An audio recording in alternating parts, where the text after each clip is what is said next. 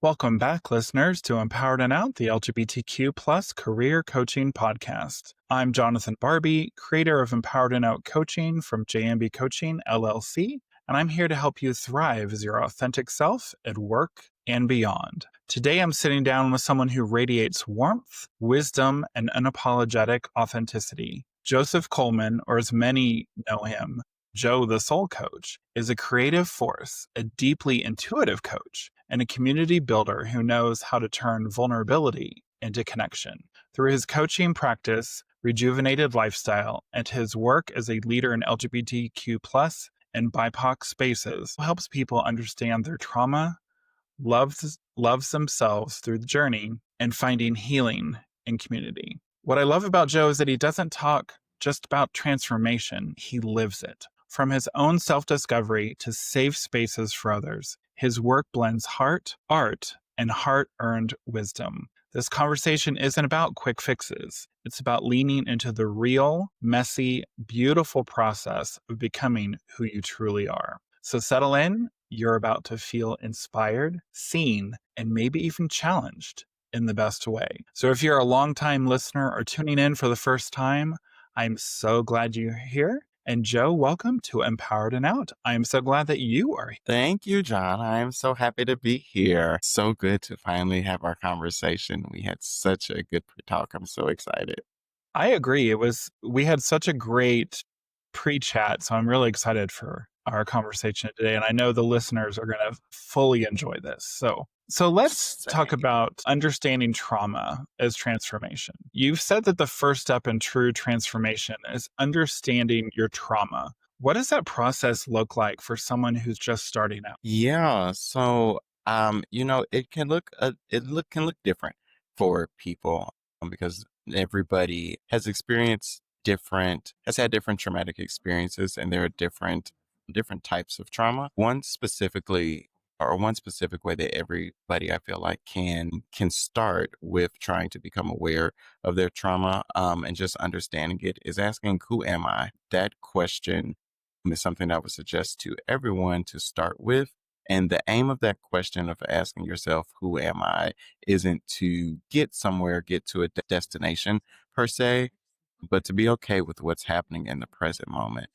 Being aware of your current self can be an awakening of sorts, of seeing patterns in your life and how they relate to your behaviors. And it's important for folks to know that we have conscious and a subconscious mind, and both of those minds operate differently. The conscious mind includes our hopes and dreams and desires, where the subconscious mind runs the body and our memories and emotions and beliefs and feeling systems. And you can have unconscious core beliefs from trauma that tend to be generalized based on the experience that formed that belief. And those beliefs are kind of set in place as a way for you to survive in some cases and in most cases. And people can sometimes form an identity based upon that belief, which can sometimes filter their view of the world and themselves. So being able to ask yourself, who am I? Who am I currently? How did I get here? What things led me to being this person? Do I like this person that I am? Is this who I've always wanted to be? And when you look back at your younger self and think about being a kid, is this who the kid version of you always thought that you were going to be? Are you filling out your passions in life? And if not, where along the way did that kind of get shifted, and what stopped you from getting there? And just being able to answer those questions and be present. So oftentimes we are either living in the past or we are trying to figure out the future, and we don't take enough time to be present and check in with ourselves. And so a way to start that process and journey is to be present in your current self. And yes, look back at who you used to be and thank that person for getting you to where you are now, but also recognizing and understanding that this might not be who you always wanted to be, or who you want to decided recently that you want to be. So being able to address and understand those behaviors and experiences is kind of the first process that I would suggest. I like that. I like that you said to thank yourself, your previous, like your earlier self, like for where you, because I've mentioned this a few times in a few interviews recently, is that I am not the same person that I was even when I came out. And I like that, but I'm thankful for the experiences that I had Mhm. that brought me to this where I am right now. And if it wasn't for those experiences, I wouldn't be where I am. I can't even imagine where I would be just because it didn't happen. Things happened the way they did. And so, yeah, I like that. Can you share a moment when you recognize that your own trauma patterns in real time and how you chose to respond differently? Yes, so many, especially recently. What's a good one? I would say one time in particular with relationships and like dating. For me, I grew up only child, originally from Gary, Indiana, so small town. Shout out to Gary, shout out to the Jacksons and Denise Williams and Freddie Gibbs and the like. And I grew up watching my mom be very private. And like in our household, things that happened in the house stayed in the house. I didn't really see my mom ask for help too much, but I also didn't really see her express herself and her emotions really often per se. And so I went into a lot of my relationships, even friendships like platonic and romantic, feeling like I had to be this person that had to have all the things together and I couldn't really express myself. And one dating experience particularly, I recognized in the moment how me and my partner at the time were having a disagreement, and I recognized that I had been having all these feelings that I had been bottled up, like little things that he had done. It was just like nitpicky things that I didn't express, and I recognized at that point I was like, "Oh my gosh, am I my mother?" Like I just recognized that I have been holding these things in, and they're about to bottle up and come out, and he is going to be none the wiser that all this energy is going to be coming from not really this one situation that we're having this disagreement about, but multiple other things that I never communicated and got off my chest. Uh-huh. And not only is it unfair to him to go rah, rah, rah right now and him not really be prepared or understand it, but it's also not fair to myself to be keeping those feelings in for so long and not expressing them. But that was something that I had learned that I didn't realize was a learned behavior of keeping things in until things spill over, or sometimes just not saying them at all for the sake of like trying to keep the peace. When the reality is, girl, no, forget that. Like, there is no, you have to get the peace is you getting it out for yourself so that you say what you need to, what needs to be said, and then work through that because the fear of not knowing what may happen on the other end of what happens if I express myself. That's also a learned behavior from being a child and being expressive and expressing myself and being told, children are supposed to be seen and not heard, or speak when a child is spoken to, or like talking back, or if I was expressing myself, that was a form of talking back and to respect adults. It was like, no, I'm just saying what I know is right and expressing myself and how I feel. But those moments made me feel as I got older, like, oh my gosh, it's not safe to express yourself or say what you feel because some form of retaliation may happen in the end. And so that was a big one for me. Because I used to be a people pleaser too, a big people pleaser. So being able to like work through expressing myself to set boundaries and just freely express myself that was a real big one. What you said is a good point. I think it's from growth. It's from learning when to say, when to not. But I used to be, so I was definitely very big on a people pleaser as well. I also would tend to let things bottle up as well. And I learned, like you, it's not going to benefit. It's Yeah, better to just share it. It's better to share the stuff that might be frustrating you, that your boyfriend, partner, whoever, friend, whoever it might be at the moment instead of bottling it up because it's actually really not good for us to hold that stuff yeah, inside. Even health wise, it's not. So yeah, I've been there. I understand it completely. and Now, obviously, I don't do that anymore.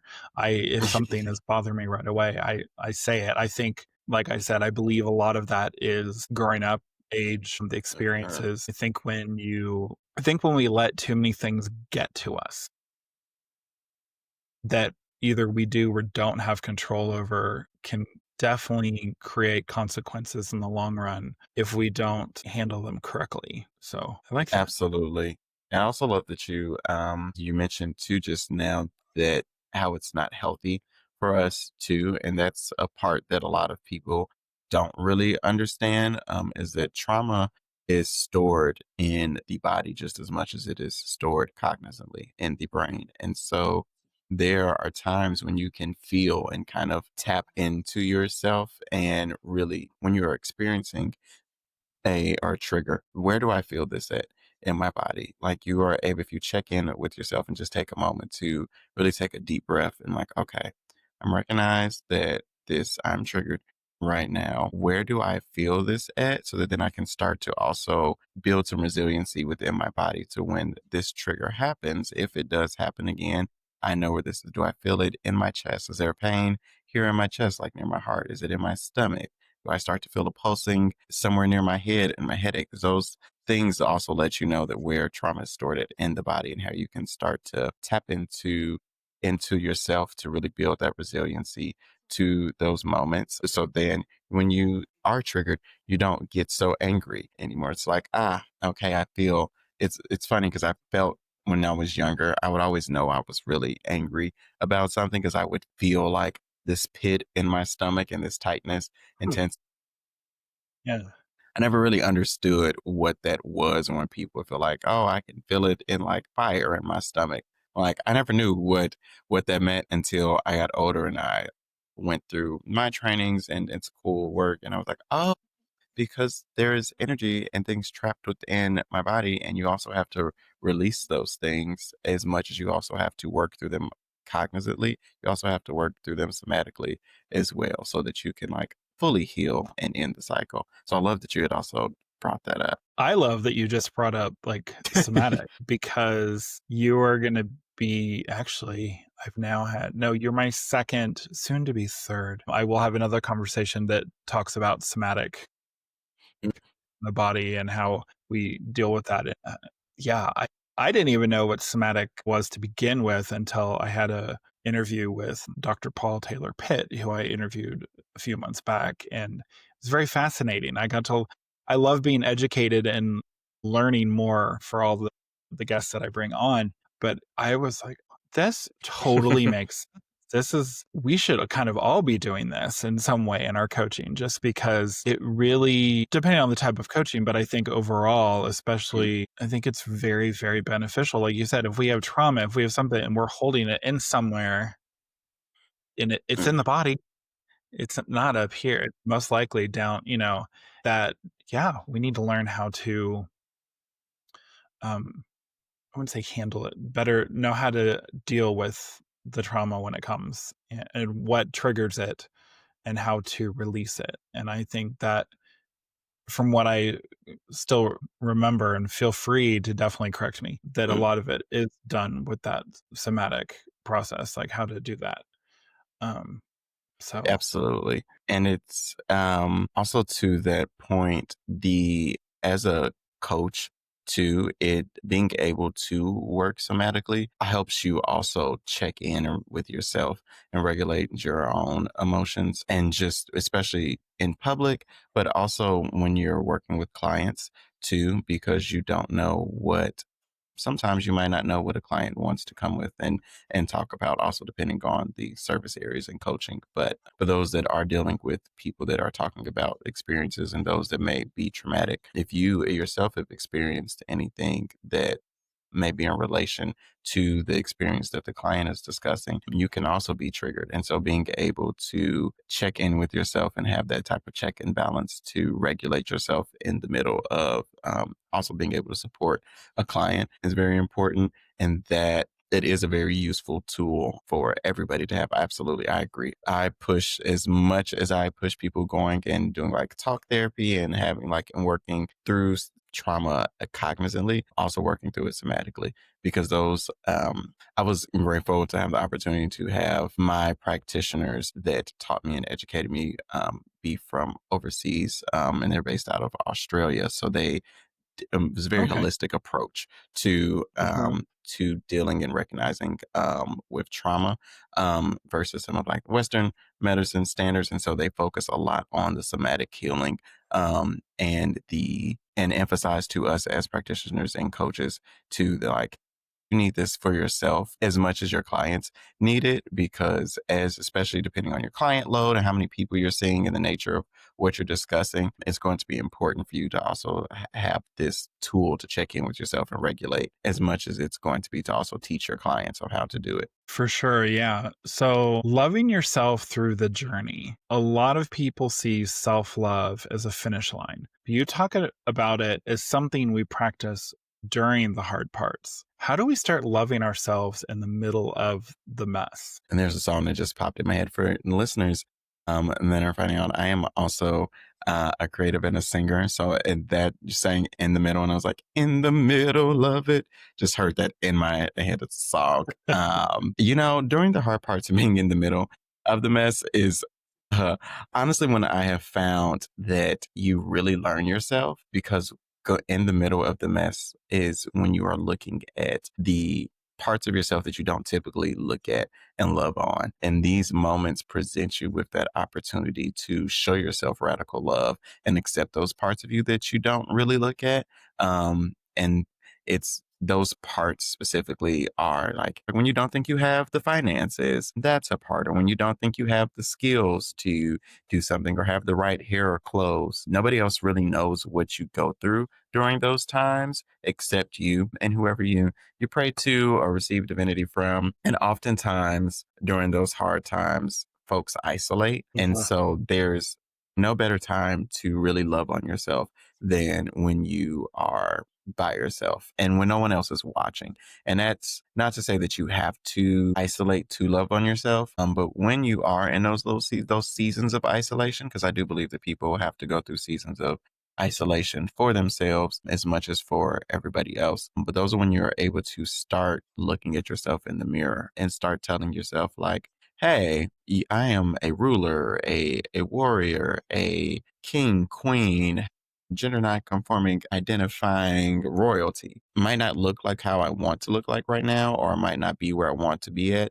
but I am grateful for what I have. And gratitude is what I've found to gratitude for yourself, for your experience, for the present moment is what I have found to really be beneficial and helpful to really loving on yourself through that journey and just being grateful for yourself in the moment, which you do have. The biggest vehicle for self love that I have found personally, and love and appreciation for the present as you expect better to come in the future. So being able to really give yourself grace during those hard moments and knowing that things are ebbs and flows, seasons do not last long, and this is just a time, an opportunity where you're able to give yourself more grace than you probably have given yourself, and to give yourself the grace that you probably also extend to other people regularly. Because a lot of people, at least for me, suffering from being able to love myself so freely and in the way that I also need and deserved for so long. Um, it was because I was pouring out to so many other people and avenues and with work, and I was not giving myself that same grace and care and attention. And so those hard times that I've gone through, I've found were opportunities for me to really look at myself and be like, hey, you're not doing what you need to for yourself right now, and that is okay, because you've been doing and pouring out for other things, which is great. But now it's time for us to be a little bit more selfish with ourselves, and which is okay, and really pour into ourselves and know that me pouring into myself is going to help and give me the things and tools I need to get to the next step and where I want to be and see for myself. I love that. I think it's very important that you pour into yourself, because I feel that if you're letting yourself just go, go, go, go, go, and you're doing everything for everyone else, you need to be able to take a step back and look at what's happening with you, because a lot of times it's going to affect you how you are presenting yourself to others. Because if you can't take that time, Mhm, and I love how you said being like gratitude is huge. mhm, Uh, I don't know if I've talked about it on this podcast, but my last podcast I had a whole episode that I talked about, gratitude and getting a gratitude journal and writing things down. mhm, And it can be something so simple as, hey, I'm grateful that I woke up today. I have another day to live. I got to have this coffee, this tea, whatever. I mean, mhm, I'm grateful to do this podcast. Like there's, something, just Very simple things. I'm grateful to have Yeah. clients. I'm grateful to have my family. Very simple things Yeah. that is good for you to kind of yourself, check in on yourself, because I think sometimes we are, especially like you said, like if you're always wanting to please others and be there for other people, really you need to make sure that you're fine with yourself. Because if you're Mhm. not accepting of yourself, how are you going to be accepting of others? Yeah. And the two things that just made me think of that I'm really adamant on is one, checking in with yourself does not have to be a long or extensive process. Like I encourage definitely all my clients to do gratitude journaling because I have found that it is also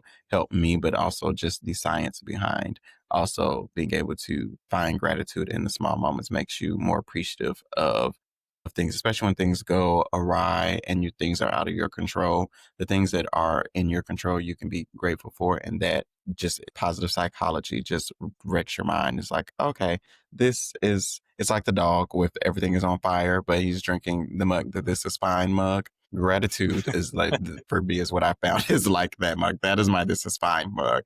Having those moments of like, okay, yes, this budget is not like how I thought. Do not have the funds that I thought were in this budget, but we have a budget. And so there will be a thing. This is fine. Like finding those, like those are moments and pockets of gratitude. And to the gratitude journaling point, as somebody that has also struggled with just the consistency too with gratitude journaling and trying to do it, because I do encourage people to try to do it daily as often as they can. And I have found that like sometimes having especially if you need a moment to check in, you may not have that pen and paper to write it down. We are in an era of technology.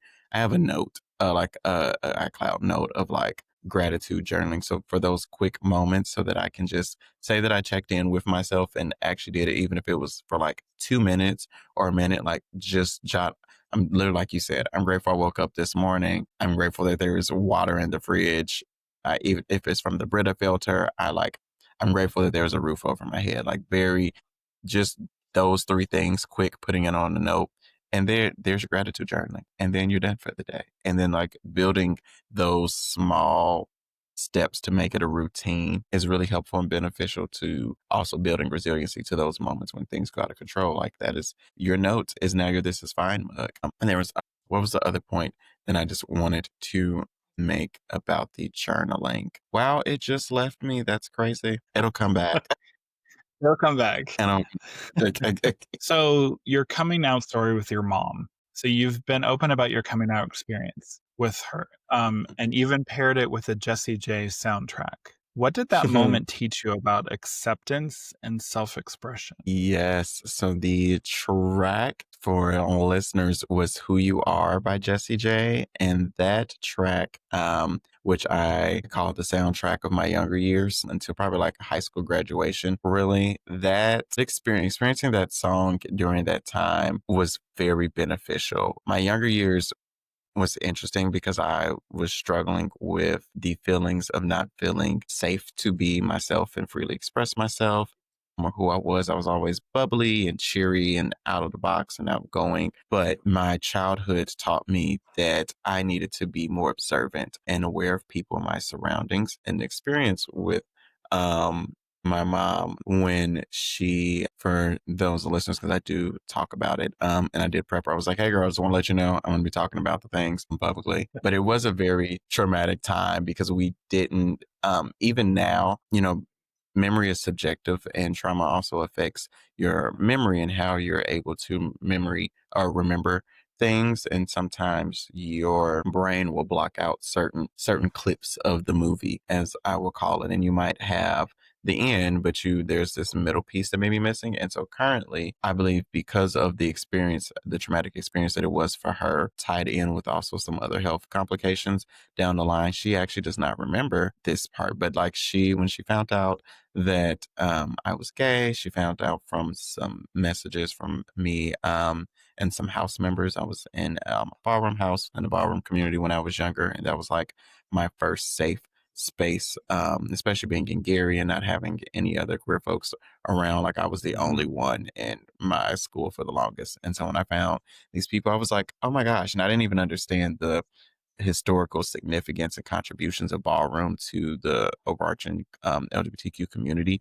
at the time when I was younger. I just found some people that looked like me and loved like me online and was like, oh my gosh, yes. And y'all also are cool. And what is this voguing? What is this? Oh my gosh, yes. And I never got to like go to a ball or anything when I was younger, but that was the safe space and community that I had. And so she had found some messages between some of me and my house members, just talking about like just the lifestyle and like growing up and me asking them advice, was upset about it, called me into the family room and was like, what is this? So are you like men now? My father, who was not in my life at the time. I was like, girl, I don't know why you called him because what is this about to do? And then she went in the kitchen and grabbed a knife out of the kitchen, and trigger warning for listeners. And she went into the bathroom and told me that me being gay was like stabbing a knife through her heart. And I had to wrestle the knife out of her hands from out of the bathroom, and then Mhm. hid all of the knives in the house on my top bunk for like the next 2 weeks in the house because I was scared to like, girl, if I go to school, are you gonna try something like while I'm gone? Because I no longer feel safe, and I no longer feel like you are also safe for yourself because I've also never seen. That was the first time of me ever experiencing my mother in that way to or things. So I was like, how am I supposed to process this? And so I'm grateful to have had my ballroom community too then, because as I continue to grow older and get involved in more queer spaces, it helped me to come out of my shell that I had built to keep myself safe as a human, but also Mhm. in my gifts and creativity. I finally feel comfortable being myself. And I was able to see people that look like me and love like me be their unapologetic queer ass selves and Black queer ass selves too, specifically for me. And I was like, oh my gosh, this is community, love. You do not have to, you don't have to be a certain type of way or fit into a certain type of box to find your people and for people to truly love and accept you. The people that are for you are going to be for you, and they will be there, and everybody will not stay around. We are like movies and TV shows and series. Some people are around as supporting cast during this season. Some folks are only around for an episode or two, but everybody is absolutely in your life for a reason, whether to be a lesson or a blessing in some type of way. And so that experience, as traumatic as it was being younger, as we've talked about earlier, I'm very grateful for that to be a part of my story because throughout that process when I was younger, like there was conversion therapy that I went through that I was not aware of for a little bit, that I was placed in shortly after that experience. And then went into regular talk therapy for years. And I was so against the things I was looking up, like how to fight hypnosis from a therapist. Like I didn't know what therapy was from when I was younger. And I just knew that somebody was going to hypnotize me and try to like make me not be myself. And I was so scared about that. And I was like, I do not want to not be who I am. Oh my God, this lady is going to try to change me. What is happening? And then I ended up realizing that that's not what therapy was at all. I mean, well, depending. But it made me very grateful to have had the experience so that I can tell people like, hey, one, that's not what therapy is. But also two, it is okay to be yourself and to talk to people and find your community. Because so often we have so many queer stories of people like not having a relationship with their parents anymore after they find out that they Mhm. are queer and getting kicked out and having to find places to live. And so I'm grateful that that was not my specific experience.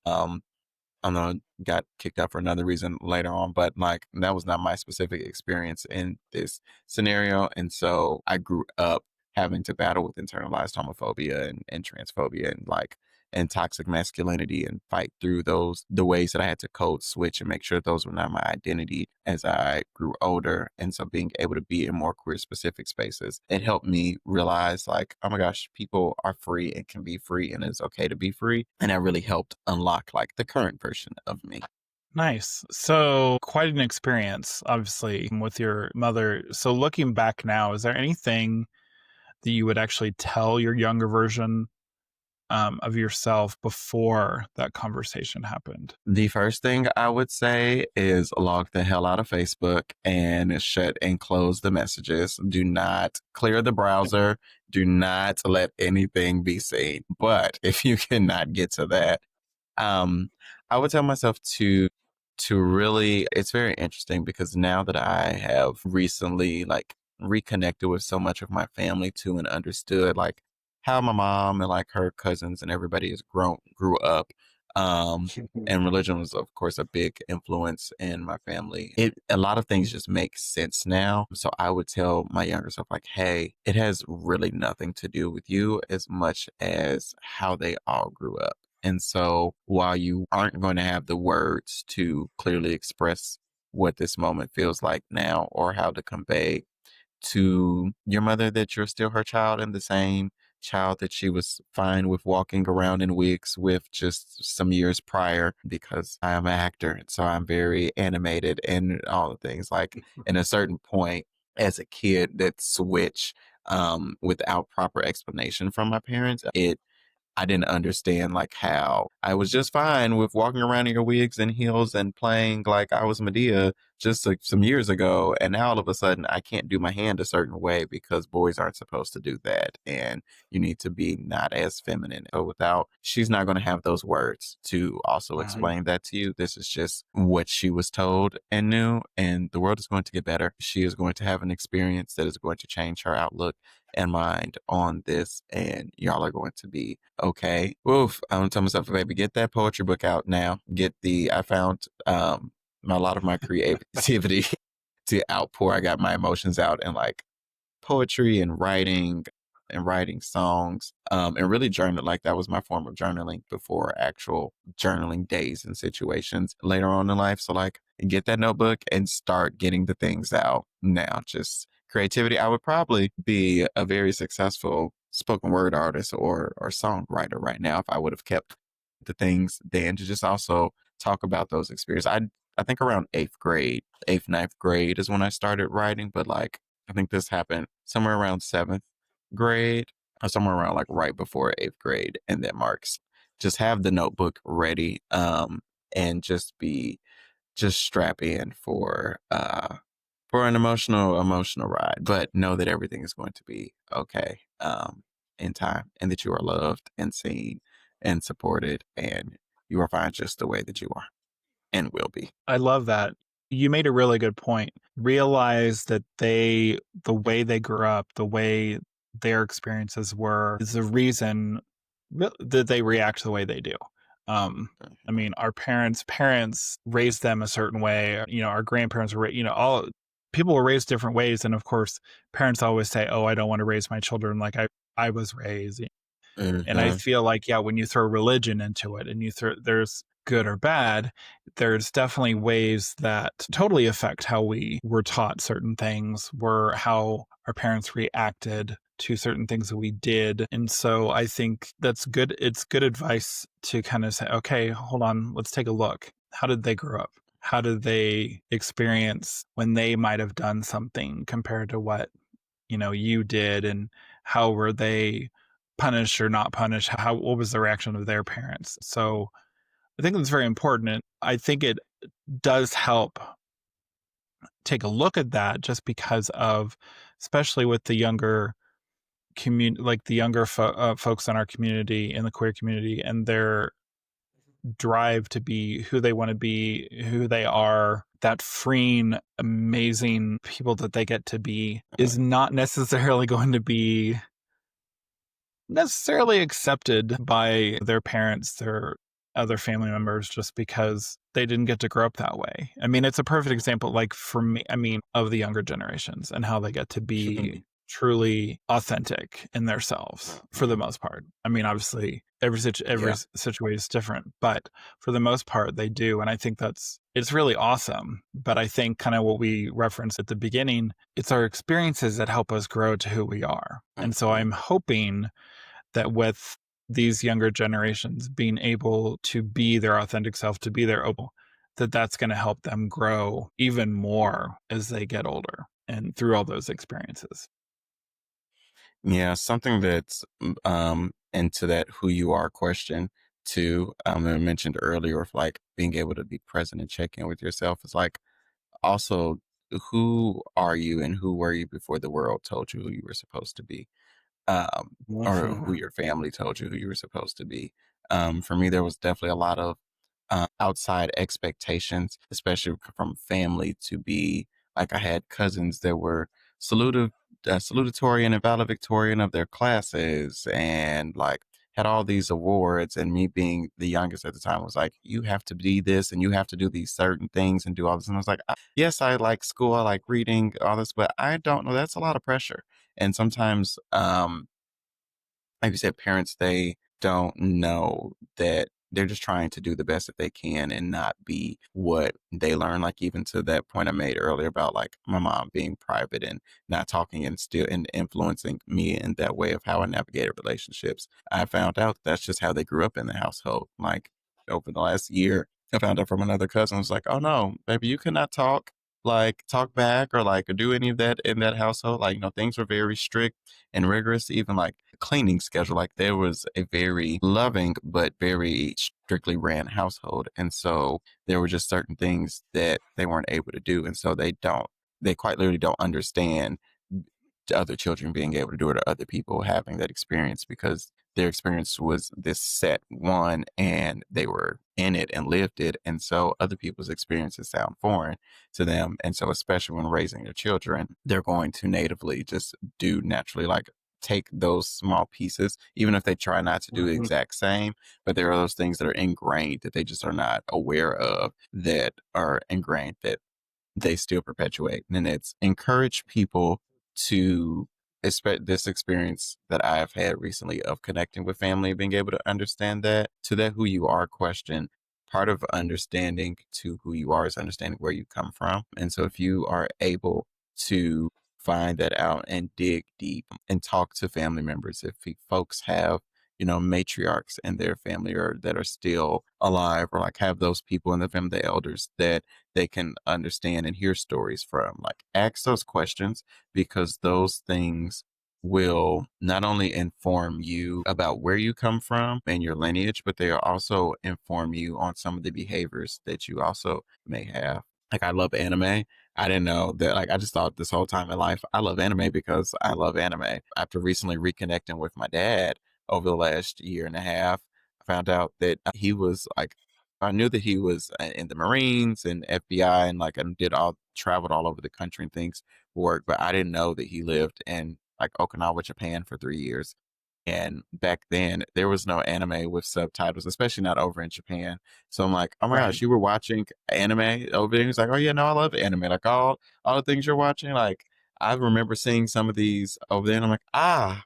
And so there's those like small moments and connections. It's like I would have never known that. I just would have went about life thinking that I just love anime because I love it, which yes, I do, but also quite literally within my DNA structure, my father, way before him and my mother met, was watching anime and loved it and like continued on. So it was like, there's things like this that sometimes you don't understand really who you are and where you come from until you ask those questions and have the opportunity to learn from people before you. So if folks, to all those listeners out there, if you have the ability to, absolutely like talk to your grandparents or parents and just ask about how they grew up because you may find out some things that also allow you to have a little bit more grace and empathy for them too, and probably some of the decisions that they made, that also allows you to start to process and forgive them as well for maybe some of the things that you have not communicated to them that they, maybe harm that they inflicted that they unknowingly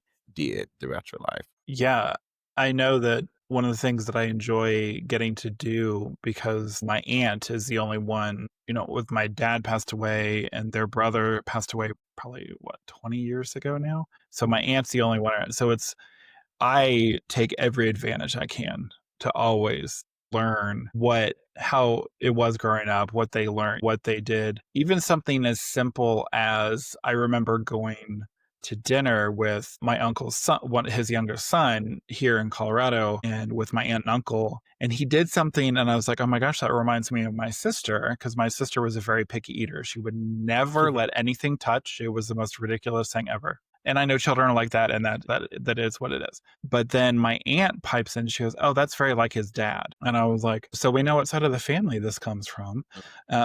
It's not from my mom's side; it's from my dad's side of the pickiness." Because we had gone to this German restaurant, and he just got a piece of roasted chicken and like vegetables, and that was like steamed vegetables, something very basic. And I was like, "What?" I mean, I remember him asking for something that had to be in a bowl separate. It couldn't be on the plate. And I was like, I feel like I'm looking at my sister in this dining experience, but now knowing it came from, it came from my uncle. Obviously, it came from that side of the family as it was, but it was interesting to see because my dad was definitely not picky eater. So, and neither is my aunt. So it definitely came from the young, which is interesting, came from the youngest of the three of them of the pickiness. But I don't know if it was their mom, my grandmother, or my grandfather that had that at some point because it had to come from somewhere, not just, my uncle. It had to come probably from his parents or or their parents, whatever. So Uh-huh. anyway, so let's talk about being in community and leading community. You've been on both sides, being supported by the community and leading one. How has each role changed you? In different ways. Being in community really taught me what true community looks like and what it takes to truly sustain the culture that birthed those communities as well. Unfortunately, a lot of the values that the pioneers of established communities built them upon get lost sometimes in people's individual wants and needs that end up taking up those mantles. For example, like you might have a community-based nonprofit that, serves that community or specific community, but doesn't know the history of the community of the people that lived there, which also sometimes is a result of actual people living in the community being invited to those tables that serve them and getting them to the table if they can't get there themselves and aren't able to make it,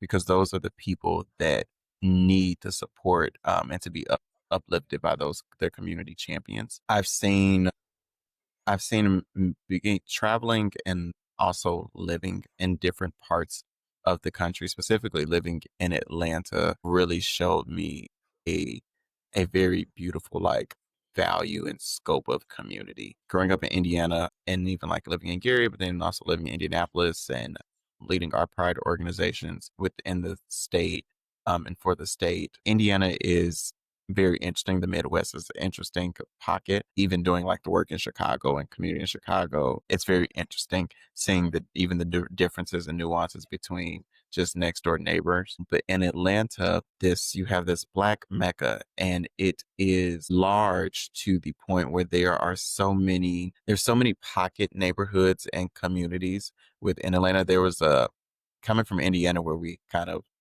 have too many nonprofits and too many irons, too many skillets in the iron trying to do all the things. I'm like, people stop reinventing the wheel. Like, people like connect, collaborate. Collaborative advantage is going to far exceed competitive advantage every time. So moving to Atlanta and seeing so many different organizations, always communities, I'm like, oh my gosh, it's everywhere. Everybody's doing the same thing. But then I recognize and realize getting more ingrained with those communities was like, oh my gosh, no, this is necessary. Like, at least here, there are the people that are leading these charge and being these community champions are from the communities that they are championing, or if they are not directly from them or a transplant, they are informed and have taken the initiative to inform themselves on the people that live here, the history of the community that they are living in or championing for. They have talked to people that live there. They are inviting those people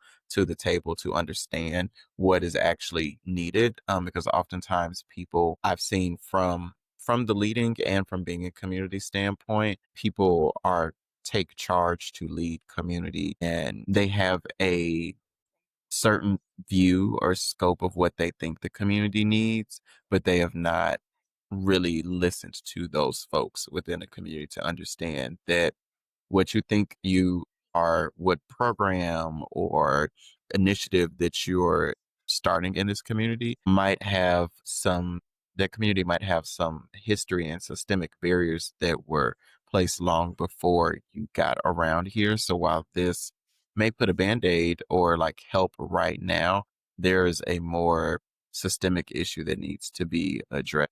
And so that takes a switching into the leading community. Now that taught me that even if you have the best intentions and community support, sometimes the war for that community won't get won under your purview. You can win a battle, but you may not win the entire war because there are some communities that just have some things that are so deeply rooted and ingrained that you can only do so much that you can, or else you're going to be doing work for the rest of your life. And for some people, if that's what it is and what you want to do, absolutely, we need you, all things. But leading in community, I also call it hard work versus hard work because there is an invisible tax that is placed on community leaders that isn't often talked about, especially leading in community and being in community or being from community. Mhm. It's hard to lead in community. And once you become a leader in community, to still sometimes be in community, you can't be in community the same way you probably once were. Because now people are looking up to you. You have a certain title and a certain charge now. So then, no, you probably cannot be out in the club, twerking until 5 a.m. and getting lit all the time. Like, absolutely still live your life, but you have people like you just have to recognize that people are looking at you and looking up to you now. And so they're going to take after what you do. And so if they see you doing this, it's like, and there's a thin line, I feel like, between being able to still be your authentic self and like as a leader also in community, because that's also very important and necessary.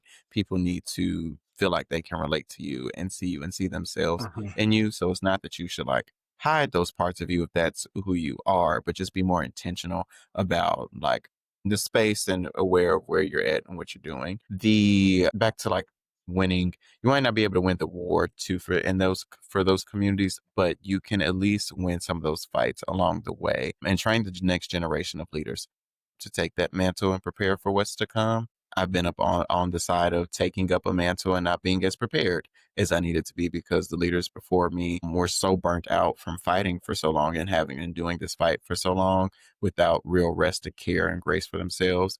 And communal support that is also needed to lead community. You also cannot, it's difficult to lead a community that also does not support you or does not know who you are, which is why it's important to really be ingrained and like and have those conversations and make sure that the community knows who you are before you just pop up and then they're like, who the hell is this that is supposed to be providing community programming for us or doing things like we don't know that you don't even know what this community needs or like the demographics of this community. You're planning parties for a community that is multi-generational and has a elder community that needs more probably job access or transportation or food justice support and might not need this the community programs or may need mental health support. So like being able to really talk and understand what community needs is important. And sometimes leaders they feel like they just have to get what they feel a pressure or obligation from a grant that they've applied for like their board to like do something, but that's not sometimes in the best interest of the community. And it can sometimes end up harming the community more so than helping them. Um, so it requires just a different level of preparation and I would argue emotional awareness and intelligence and ethics and capacity to really lead in community. I mean, you really can't have one without the other because there'll be some crack in the community exposed that you won't know that you've caused because you weren't prepared to understand how it fit into the puzzle and you weren't prepped on that maybe from even previous leaders. And so um, it's changed. All those experiences have changed my purview on like what it takes to really be in community and lead in community to now where I add community leaders specific coaching to my services and my coaching practice because it especially leading communities in a red state and also in blue cities within red states too from just a funding aspect to like understanding what fiscal support sometimes community organizations and leaders need. I did a lot of my community leadership was volunteer based and so I did not get paid for it. And so that adds an additional level of like burnout and tax that Oh, people don't see and talk about, a lot of our community leaders are, quite frankly, underpaid for the amount of work that they have to do. Like, I'm vice president of an organization, but I'm also the marketer. I'm doing being the CMO, and I'm also doing the budgeting. I'm also chief operation officer. Like, you wear so many hats sometimes as a community leader that people don't understand everything that you do. And it's hard to explain everything that you do sometimes. And so those are just being able to coach community leaders on what type of support they may need and should look for if they don't have it for like established community-based leaders, or what you should prepare for before starting a nonprofit. Should you even start this nonprofit? Have you done the research to see if there are any other organizations already doing the work that you are doing? And if so, are they doing it in the community that you are also trying to impact? Because it may be better for you to work with them than to try your own and start your own thing, because the resources are not available there for everybody to be pulling from. Versus, like I said, in Atlanta, where there's a need for those places, like, you just have to do community research. And that's a big part that is important. A lot of people miss and don't do. So let's continue on the topic of community. So, why community is non negotiable? So, in your coaching and personal life, you emphasize that healing can't happen in isolation. Why is community so essential? Community is essential is because we are meant to be interdependent people. We are not meant to be independent. So it's not to say that you can't heal in moments of isolation, like I mentioned before, because, like I said, you need sometimes those moments and seasons of isolation to recharge and check in with yourself without distractions or outside influence. However, community can support you through that healing period as well. So you don't have to go through it alone, necessarily, quote, talk to anyone, just to know that you have that support there should you need to reach out. And to have folks even just reach out to you and just say, hey, I know you're healing, or I know you're taking some time for yourself. Just want to let you know that I'm there, or I'm here for you, or, like, send you something if they're that type of person. Like, a flower, or just like if it's a funny meme that they know you'll see when you get to it, and understand that piece, and try not to pressure you into anything. It makes a difference in that healing journey without having to feel any type of guilt or shame for also taking the time needed. Because sometimes I've seen with clients, and also my own personal experience, that people that don't take time for themselves away and are always putting themselves around people, or feel the need to always be around people or have that validation, don't understand sometimes why folks need to take time to themselves to recharge and step away. And they sometimes can take offense to that boundary of space that people place for themselves. And honestly, it was something that I've personally learned, is that sometimes those are just not your people. And that, the people that are that community that supports you and knows you and understands you is going to understand that need for isolation, and know, like, okay, they're just taking some time for a minute. They'll be back. If they need me, they know that I'm here. And those people also make you know that they are there and support, so you don't have to question it. And that type of community is so important to have, because oftentimes people go through things alone so often, and they feel like they don't have support, which comes from past experiences, and people probably letting them down, or, people not. One of my pet peeves that was from my father was when people say that they were going to do something and then didn't do it. Like, that would be such a big pet peeve for me, because he would say that he was going to do things like pick me up or go somewhere and not do it. And now I know that there are different scenarios that, like, also impacted that, so that it was not just all he didn't just want to come get me sometimes, but, like, at the Yeah. time I didn't know that. But having people that will be consistent and, like, know, like, hey, this might be an overthinker, and so I know that he's going to go into a million different places into his brain. So let me just give this affirmation and reassurance that, hey, I'm here if you need me. You do not have to go through this alone. I know that you are a person that, may take some time for yourself, but just wanted to let you know that I'm here if you need me. And just having that makes a whole bunch of a difference than not having anybody at all, because we need people. You can't really do too much without somebody else. Like, we can't even, a lot of times people, like, when people say it's not what you know, it's who you know. Mhm. I firmly believe that, because we also need people not just to do things for us, but to educate us, to, like, teach us things. sometimes don't know everything, especially depending on the subject matter. And so you need community to help educate you. Like me being younger, I wouldn't have known anything really or had any context to ballroom before I first like reintroduced myself to it as an adult. If it had not been for the experiences of my house members that took me in and taught me just about being human and about being your full self and expressing yourself through body movement in a way. Like I grew up on, Uh-huh. so I'm an actor, a dancer, a singer. And so those things and like those nuances and experiences played into me also as a performer. Like community supports me and being like able to give me constructive criticism. Like, hey, maybe I know you sang that song, but don't sing that song no more. Like those things are also important because they just help you. Community helps you be better because community that is healthy and it is supportive and caring and loving and nurturing pushes you to be a better individual and a better person because that's what they want for you. They can see sometimes in you the things that you can't see in yourself and see the person that you're meant to be or supposed to be and can pull that out of you and navigate you along your path to becoming that person. And so if you try to do everything on your own and you don't have any guide or support to really help along that way, it sometimes may take you even longer to get to where you needed to get to or supposed to get to because you didn't have that support and community there behind you. Agree 100%. Yeah. So you're creative, you're a coach, and you're a community leader. How do those identities overlap and feed each other? You know, it's been an ongoing discovery of just how much they align and feed each other. And me, as a community leader and a coach, I interact with folks of various backgrounds and intersections of identities and experiences so often, which as a creative expands my thinking in ways that I can support folks and supply them with the tools and resources they need, whether in the form of mental health support, innovative community programming, digital marketing strategies, or even my music and theatrical performances.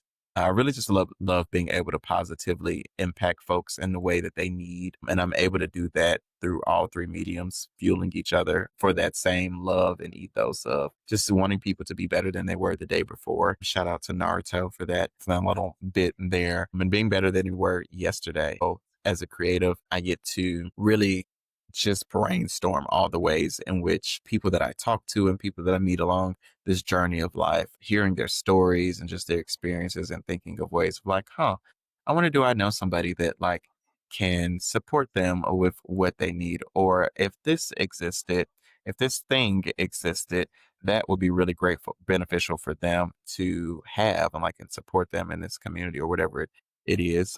And through my music, being able to heal people through my music is what I've learned to be what really fills me up. Like, yes, I can sing other songs all day long, but seeing people feel good and uplifted and affirmed through my music and the words that they come out and sing along. I love that. It fills me up so much. And I'm like, and that comes from my life experiences. Like the things that I write are from things that I've experienced and the lessons that I have learned along this journey so far. So they all fuel each other in this very intricate way that I am enjoying more and more as I go along this journey. Nice. So, has there ever been a creative project that unexpectedly became a catalyst for someone's healing, maybe even your own? Ooh, yes, there has been. That's a very good question. Another part of the way that I design, especially for as a community leader, the way that I design community programs is through a social impact lens. And so I really try not to do too many things that aren't going to have a lasting impact. I'm kind of very Beyonce-ish in that way, where if I am putting my brain in something to it, it's for an impact or for a cause, usually that's larger than myself. And to see other people be able to enjoy and experience it. I think the first one that comes to mind is when I threw my first ball. I was vice president of Indiana Pride of Color. And my board and I wanted to blend the intersections of queerness and our Black identities. Some of the members of the board, we also had another program that we did that highlighted the Black professionals within the city of Indianapolis on Juneteenth. It was called Juneteenth Social. So we um, wanted to really blend the Juneteenth, just homage and paying homage to Juneteenth and Black ancestry and tie it in with the intersections of Black and queerness, our Black and queer identities, because nothing like that existed. Or like, there's nothing like Juneteenth is here in June, Pride Month is June. Why is there not something that like highlights this intersection of our identities specifically? And so we collaborated with Indie Pride, which is leading our largest organization, Pride organization in the state of Indiana, which I also used to be vice president of for a term, and collaborated and partnered with them and some other organizations and companies at the time to throw together to Freedom the Ball. And it was my first ball I've ever thrown. Been very ingrained with the local ballroom community and a lot of the members of the ballroom community, and got a lot of input from them. They helped me with developing the categories for the ball. But typically, folks in ballroom don't have access to the tools and resources and spaces that they need. And sometimes I've been witness to balls that like are a lot of times people that throw balls are people within the ballroom community, and they're using the resources that they just have available. So sometimes it's money out of their own pockets that they've used. They don't have the privilege to be able to, or in the knowledge or connections to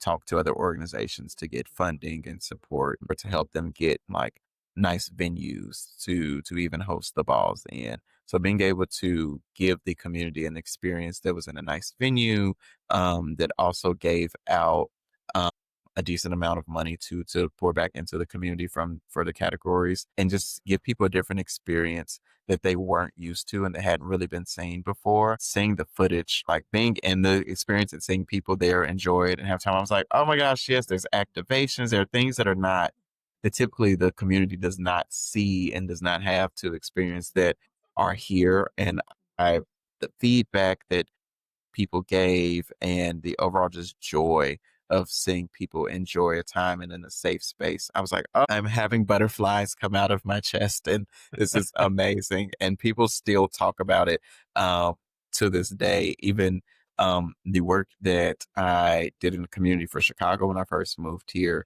was bred from that ball. Like the executive director that I was working for at the time was one of the winner. Heck, he won the grand prize at that ball, at that ball for Oh, one of the how awesome. categories. Nice. And so it was like years later, now that connection, like from that, ended up being able to lead into something different, amongst other things that it opened up. Really just, and also the community that it opened up to me too, to like more people were able to just see me and know me and understand me, and me being from, from Indiana, like being able to pour into my home state in that way, into a community that opened me and welcomed me in so many ways and informed me and taught me so many different things, to be able to pour back into them. It was beautiful.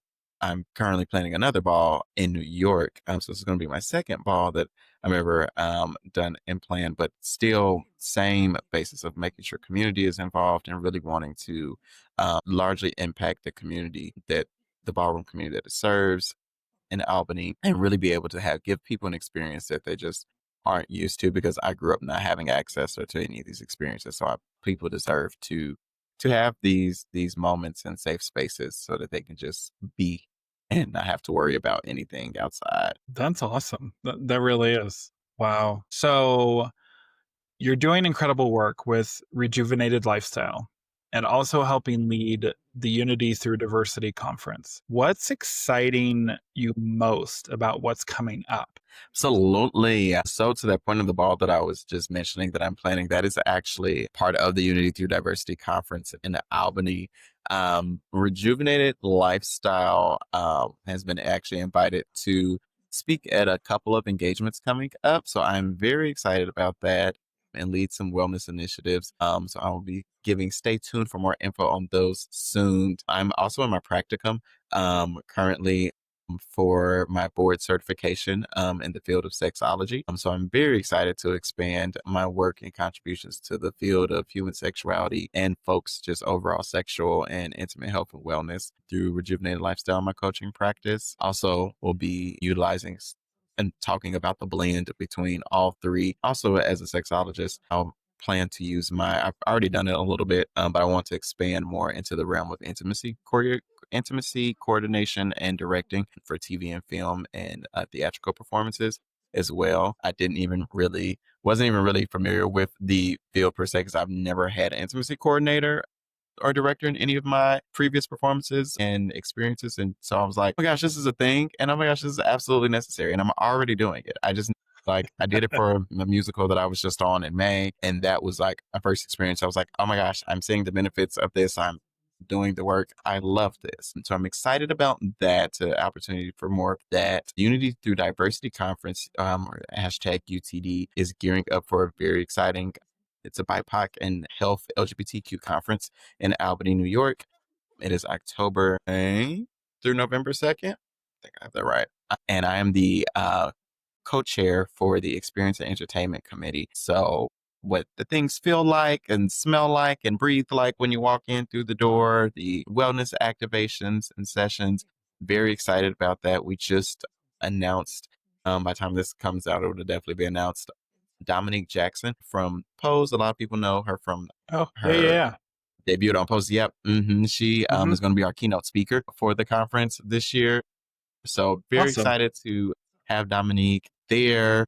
And we also just announced Tabitha Gonzalez as our lunch plenary speaker for the conference as well that weekend. And by the time this comes out, also, we should have released the categories for our Halloween ball, Where Shadows Lurk. So I'm very excited also for that in Albany. We just had our site visit last month. No, this August. No, earlier this month. Time is crazy. Time is moving fast. Just had our final site visit earlier this month. So I'm very excited about what things are going to look like. The sessions, our call for proposals have been really well. We have a lot of great sessions and workshops that are coming up. So very excited about that and the expansion of things that are coming along. My music is also expanding and taking some new avenues. Soon I am, hoping to be releasing my first single soon before the end of the year, hopefully before the end of the quarter. Being ambitious, but we'll see how that goes. I'm very excited for those things coming up. Awesome. Well, definitely whatever we can do. Obviously, listeners will put as much information in the show notes so you can see what's going on and get involved if you want to get involved, because it sounds like an amazing experience. So, the conference. So, all right. So, we just got done with like questions that you could prepare for. These are I'm going to ask you some fun rapid fire questions. I do this with every guest that I have, and I want you to legitimately not think too hard on these questions. I'm It, excited. I love seeing what the answers my guests have been giving, and every single guest is different. Nobody has been getting the same questions. Some might be similar, but definitely, like, your first question actually is kind of similar to what I've asked before recently, but we're still going to ask it because everyone gives a different answer and everyone is unique and different. So we'll go with it. So if your life right now had a theme song, what would it be? Oh, that's a very hilarious question because this answer changes all the time for me. I think right now my soundtrack would be, it's either going to be Prepared from the Lion King on Broadway ensemble cast, or it is Wickedest by Tim's. That is definitely one of my favorite songs. Awesome. And I feel very like, it's very intro, like, hey, you're getting ready to start into this new journey and chapter of things. You're just getting started. Like,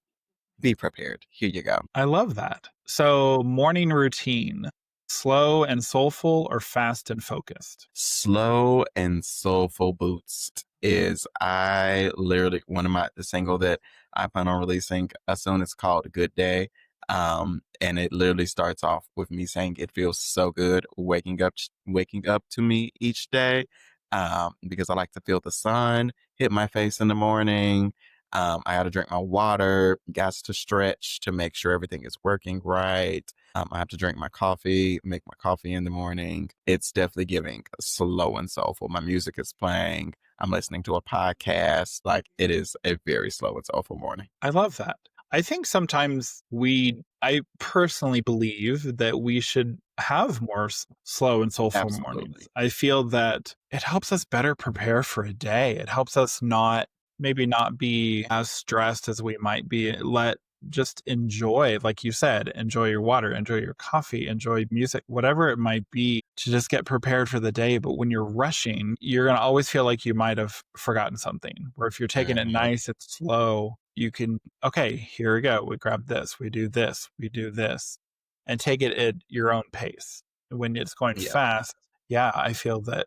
I don't know why you're going fast, because if you're going to be going into work, you're going to be probably stuck at in rush hour, so you're not going to be moving. So what was the point of rushing? And now you're annoyed and you're sweating because you rushed out the house and now you're sitting in traffic and you didn't eat. And you could have given yourself time to eat, like grab a snack at least, prepared for the day, like all those things. I hate rushing. It really grinds my gears to have to rush somewhere. And now because I literally do always forget something every time, it never fails. Alrighty. So one food that you could eat every day and never get tired of. Salmon. I Ooh. love salmon. Okay. I was plant-based vegan for a year and a half, and the first thing and I kinda, like, started cold turkey to, like, me and my, uh, one of my ex-partners literally were did it for a year and a half, and we was like, "Alright, we're just gonna start this week, and it's gonna be things," and I immediately missed salmon and chicken wings. Immediately, like, the chicken wings, I was fine, but salmon, I could not wait to get back to a good piece of salmon. I, I do love salmon. It's very, very good. And it's good for you. Absolutely, and it can be done, like, used in so many different ways, like sushi, a good miso glaze, the garlic herb, tacos, like, salmon is verse. If you girls do not know, salmon is a verse girl, and she can do multiple things. That. All right.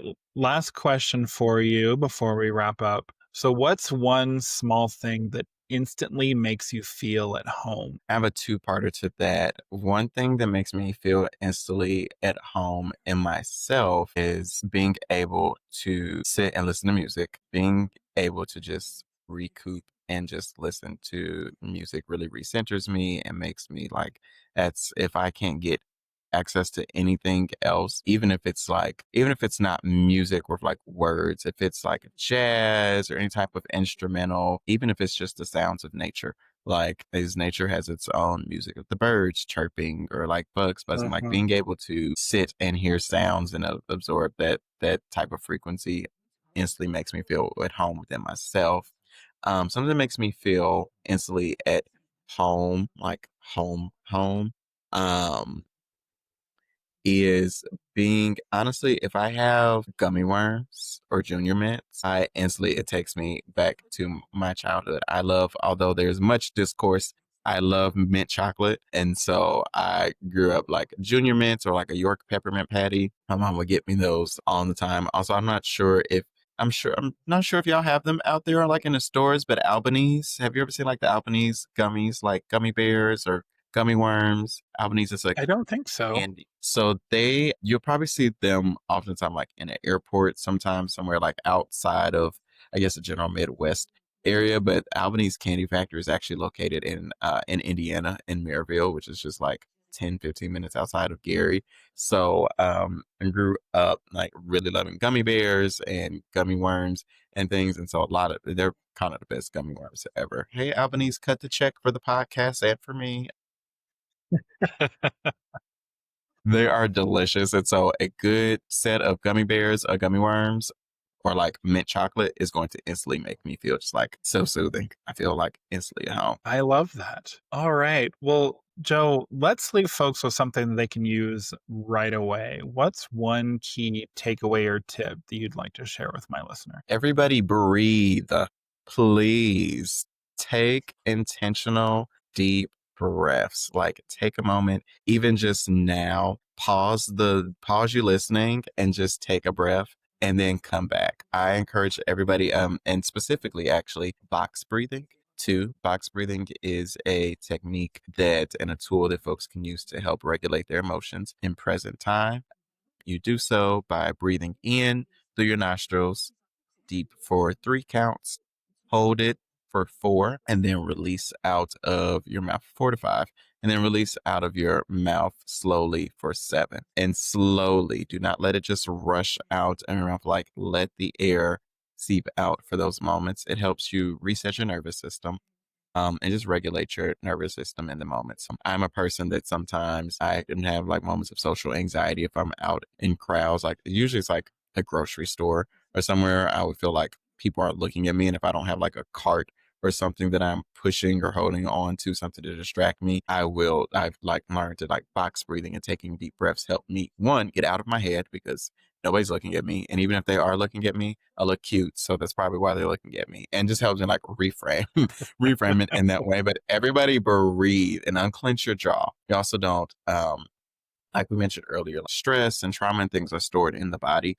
And so there are certain things that keep up that are kind of I want to say keep up that momentum, but there's just things that you can do to help release some of that stored energy in the body. And a lot of people don't realize that their jaws are clenched all the time, whether they're thinking or just grinding their teeth or biting. So unclench your jaw, take a deep breath, take moments to do box breathing, especially when you feel yourself getting triggered or maybe even experiencing a moment that could be possibly traumatic. I'm taking a moment to do that and check in with yourself. Please, it will help so much when your boss pisses you off and you're about to send that email or send that message in Teams chat. Do not take a moment and breathe. Do not text that ex back, even if they just said that they miss you and they have changed and all the things. Breathe.